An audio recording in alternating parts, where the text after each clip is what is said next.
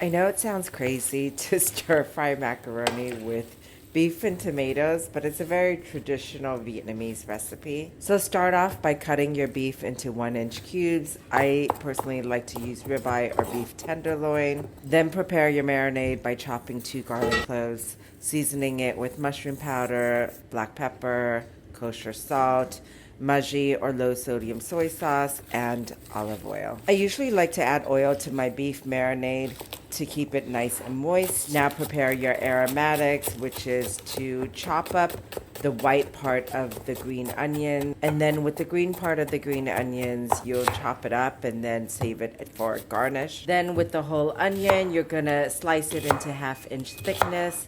And then with the cooked macaroni pasta, you're gonna add olive oil to it and mix it thoroughly. With tomatoes, you're gonna wanna quarter it, meaning cut it into 4 pieces.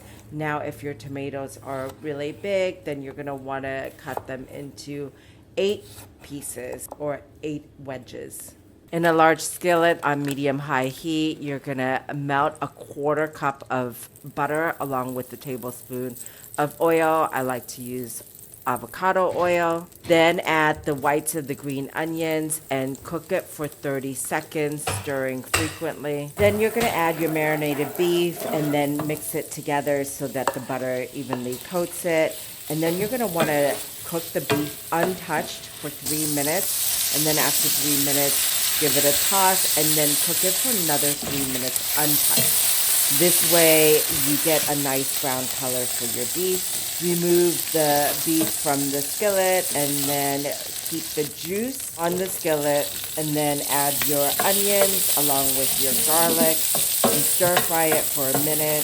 Then add your cooked macaroni, stir frying it so that it mixes and coats it with the onions.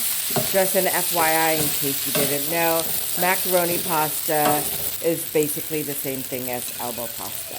Now you're gonna add tomato paste along with ketchup to give it the nice red color. Then add Maggi or soy sauce and sugar, and then toss the pasta to make sure that it's evenly coated.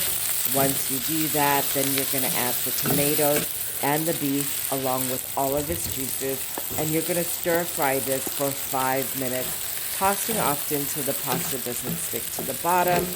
Now we are ready to serve. So you're gonna wanna garnish it with the chopped green onions that we chopped earlier. And if you've never had this dish before, you are in for a surprise.